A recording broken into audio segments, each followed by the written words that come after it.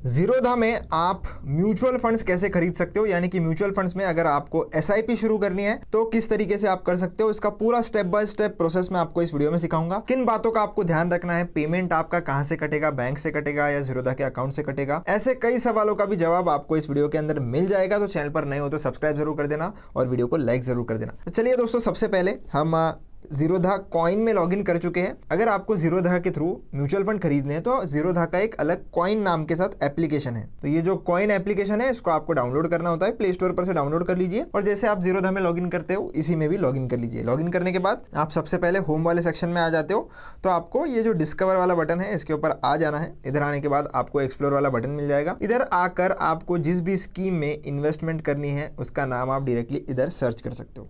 अगर आपके पास कोई नाम नहीं है, आपको चूज करना है, तो उस केस में equity, debt, hybrid, solution oriented, others ऐसी कैटेगरीज है। इक्विटी में भी आपको सब कैटेगरीज बहुत सारी देखने के लिए मिल जाएगी।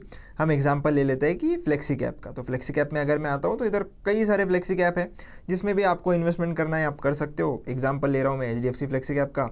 इसके ऊपर क्लिक करने के बाद आपको देखने के लिए मिल जाएगा ऊपर कि स्कीम का नाम क्या है। ये एक डायरेक्ट प्लान है तो जीरोधा इसमें कोई भी कमीशन आपसे नहीं लेता है।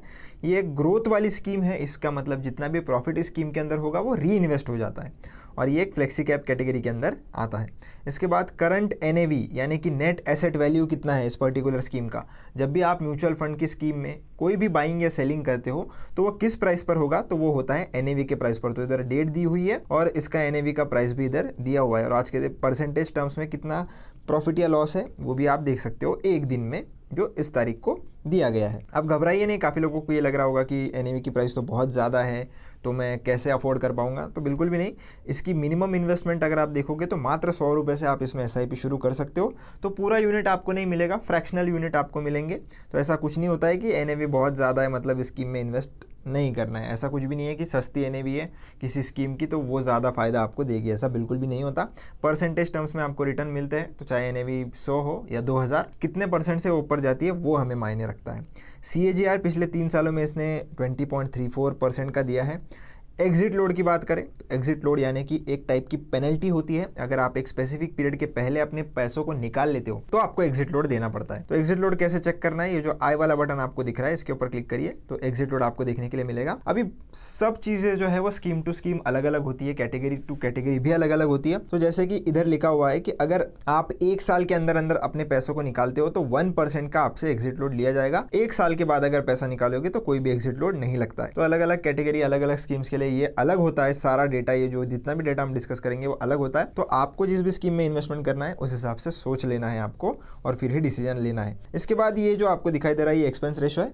एक्सपेंस रेशो एक फीस होती है जो आपसे चार्ज की जाती है। ये लोग आपका पैसा मैनेज कर रहे हैं तो उनके भी कुछ खर्चे होते हैं इस पैसे को मैनेज करने के लिए, स्टॉक्स रिसर्च करने के लिए उनकी भी टीम लगी हुई होती है। तो वो सब कवर करने के लिए ये लोग आपसे एक एक्सपेंस रेशो यानी कि फीस लेते हैं। तो 0.7% सालाना ये आपसे फीस लेंगे और ये जो एक्सपेंस रेशो होता है ये आपके NAV के प्राइस से ही कट जाता है। ये कभी भी आपको अलग से नहीं देना पड़ता। या आपकी जो NAV की प्राइस आपको दिख रही है उसी में ये जो एक्सपेंस रेशो होता है वो एडजस्टेड होता है और ये डेली धीरे धीरे कम होता है। मतलब 0.7 साल में 365 दिन होते हैं तो जो भी परसेंटेज में आंसर आएगा उतना परसेंट डेली आपके NAV से वो डिडक्ट होता है, मतलब वो साल का बराबर 0.7% हो जाता है। इसके बाद आपको अगर लाइन ग्राफ देखना है कि इसने कैसे परफॉर्म किया है 2 साल में, 3 साल में, 1 साल में, तो आपको वो सब देखने के लिए मिल जाएगा। एसेट्स अंडर मैनेजमेंट इस पर्टिकुलर स्कीम के अंदर कितने हैं तो 91,000 करोड़ से भी ज़्यादा के एसेट्स अंडर मैनेजमेंट है। लॉक इन पीरियड यानी कि अगर आप इसमें पैसे डालते हो तो कभी भी आप निकाल सकते हो। क्या? बिल्कुल आप कभी भी निकाल सकते हो, कोई भी लॉक इन इसमें नहीं है, पर 1 साल के पहले निकालोगे तो आपको पेनल्टी ज़रूर देनी पड़ेगी। रिस्क इन्वॉल्व इसमें वेरी हाई है तो ये एक रिस्कोमीटर होता है, हर एक कैटेगरी का अलग अलग होता है। वैसे इक्विटी कैटेगरी में रिस्क बहुत ज़्यादा होता है, डेट में जाओगे तो आपको थोड़ा कम मिलेगा, पर इस पर्टिकुलर स्कीम में रिस्क वेरी हाई है। फंड मैनेजर कौन है तो मिस्टर अमित गनात्रा है और ये एक HDFC AMC की स्कीम है। इसके बाद ये पैसा कहाँ पर लगा रही है, कौन से सेक्टर में लगा रही है और एलोकेशन परसेंटेज कितना है वो आप देख सकते हो।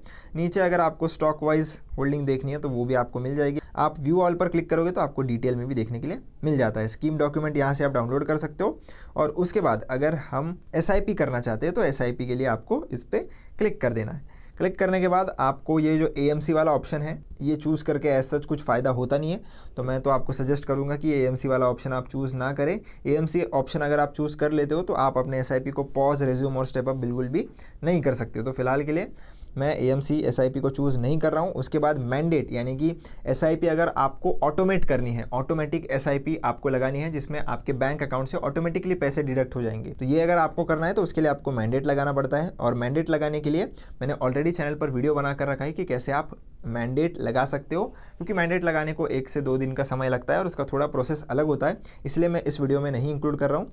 पर बिना मैंडेट के भी आप SIP शुरू कर सकते हो जिसमें आपको मैन्युअली पेमेंट करना पड़ेगा। अगर आपको ऑटोमेटिक पेमेंट सेट करना है SIP के लिए तो उसके लिए मैंडेट लगता है, तो यहाँ से आप मैंडेट सेलेक्ट कर सकते हो। इसके ऊपर क्लिक करके ये आप देख सकते हो 2 मैंडेट मैंने लगा कर भी रखा है। अभी आप UPI की मदद से भी मैंडेट लगा सकते हो, तो ज़रूरी नहीं है आपको बैंक मैंडेट ही लगाना है, UPI का मैंडेट भी आप लगा सकते हो। 15,000 उसकी लिमिट होती है, तो अगर उसके नीचे है तो ज़रूर आप UPI मैंडेट भी लगा सकते हो। इसके बाद इनिशियल इन्वेस्टमेंट हमारी कितनी है, इंस्टॉलमेंट अमाउंट कितनी है, तो इनिशियल इन्वेस्टमेंट अगर मैं इसको 0 करना चाहूँ, देखते हैं हम होगा कि नहीं। इंस्टॉलमेंट अमाउंट यानी कि आपकी SIP की अमाउंट कितनी है वो आप इधर लगा सकते हो। मिनिमम 100 रुपीज़ है इस स्कीम में, किसी में 500 होता है, किसी में 1000 होता है, तो उस केस में आपको उतना लगाना पड़ेगा जितना मिनिमम है। इसके बाद आपकी फ्रीक्वेंसी, मैं मंथली SIP करना चाहता हूँ तो मैंने मंथली इधर सेलेक्ट कर लिया है, आपको कुछ अलग सेलेक्ट करना है तो वो भी आप कर सकते हो। इसके बाद आपको ये जो डेट है इसके ऊपर क्लिक करके जो भी डेट आप सेलेक्ट करना चाहते हो कर सकते हो, उस तारीख को आपकी SIP लग जाएगी। ऑटोमेटिक स्टेपअप को मैं फिलहाल ये जो बॉक्स है उस पर क्लिक करके हटा रहा हूँ। ऑटोमेटिक स्टेपअप का मतलब होता है कि अगर हर साल आपको आपकी SIP एक सर्टन परसेंटेज से बढ़ानी है तो उस केस में आप ये ऑटोमेटिक स्टेपअप यूज़ कर सकते हो। अगर नहीं बढ़ानी है तो उसे हटा दीजिए, बढ़ानी है तो आप इधर इसको सेलेक्ट कर लीजिए, कितने % से बढ़ानी है इधर लिख दीजिए, आप अपने हिसाब से % सेलेक्ट कर सकते हो, और कौन से महीने से और कौन से तारीख से आपको बढ़ानी है वो भी आप इधर सेट कर सकते हो, तो फिर ये अगले साल उस हिसाब से बढ़ जाएगी। अब आपको सिंपली चीज़ करनी है, क्रिएट SIP पे क्लिक करना है। मिनिमम इनिशियल इन्वेस्टमेंट आपको करनी ही पड़ेगी, उसके बिना आपका ये जो प्रोसेस है वो नहीं होगा, तो मैंने इधर इनिशियल इन्वेस्टमेंट भी 100 रुपये डाल दी। क्रिएट SIP पर मैं क्लिक करूंगा, आपको क्रिएट पर जाना है और क्रिएट पे क्लिक कर देना है। अभी हमारी जो SIP है वो क्रिएट हो चुकी है। क्रिएट होने के बाद अभी हम SIP कहाँ देखने जाएंगे, तो इसको हम बैक करेंगे और सीधा चलेंगे हमारे इन्वेस्टमेंट्स वाले सेक्शन में। इधर आने के बाद आपको सेंटर में SIP का एक बटन दिखेगा, इसके ऊपर क्लिक करने के बाद जितनी भी SIP आप शुरू करते हो सारी आपको इधर देखने के लिए मिलेगी। तो हमारी जो नेक्स्ट इंस्टॉलमेंट है वो 9 मई 2026 को जाने वाली है, आज है 15 अप्रैल, तो ये डेट ऑलरेडी इस महीने की जा चुकी है, इसलिए ये अगले मंथ पे शिफ्ट हो गया है। अगर मैं 15 तारीख के बाद की कोई भी डेट सेलेक्ट करता तो इसी महीने मेरी SIP जो है वो लग जाती, तो आप भी उस हिसाब से ही डिसीजन लेना। इसके ऊपर क्लिक करोगे तो आपको सारी चीज़ें इधर देखने के लिए मिल जाएगी। फिलहाल पेमेंट गेटवे कोई भी नहीं है, मतलब मैंडेट हमने नहीं लगाया है, इसलिए इधर कोई भी ऑप्शन नहीं दिखा रहा है। अगर आपको कोई भी ऑर्डर देखनी है, आपने कोई भी ट्रांजैक्शन या SIP की, तो वो आपको इधर देखने के लिए मिल जाएगी कि ऑर्डर प्रोसेसिंग में है, कंप्लीटेड में है। कंप्लीटेड लिखा हुआ आ गया मतलब सारा प्रोसेस हो चुका है, और जैसे ही कंप्लीटेड लिखा हुआ आ जाता है आपको आपके पोर्टफोलियो में इधर सेम तरीके से SIP देखने के लिए मिल जाएगी। आपने कितना पैसा इन्वेस्ट किया, आज की डेट में उसकी वैल्यू क्या है और ऊपर प्रॉफिट और लॉस कितना हो रहा है। जैसे मैंने ये ICICI prudential Nifty 50 index fund में 100 रुपये का जो है वो इन्वेस्टमेंट किया था, तो वो इधर आपको देखने के लिए मिल रहा है। तो आपको बेचना भी होगा कल को तो आप इधर से ही बेच सकते हो, और मॉनिटरिंग करनी है तो आप इधर से मॉनिटरिंग भी कर सकते हो कि आपकी एक्टिव SIPs कितनी है और टोटल अमाउंट आप कितना इन्वेस्ट कर रहे हो, सब आपको इधर देखने के लिए मिल जाएगा। सेम चीज़ आप होम पर आते हो तो आपके इन्वेस्टमेंट्स का आपको समरी भी देखने के लिए मिल जाएगा। आई होप दोस्तों आपको ज़ीरोधा में SIP करने का पूरा प्रोसेस समझ में आ गया होगा। वीडियो अगर अच्छा लगा हो चैनल को सब्सक्राइब करना, वीडियो को लाइक जरूर करना। मिलता हूँ नेक्स्ट वीडियो में, धन्यवाद।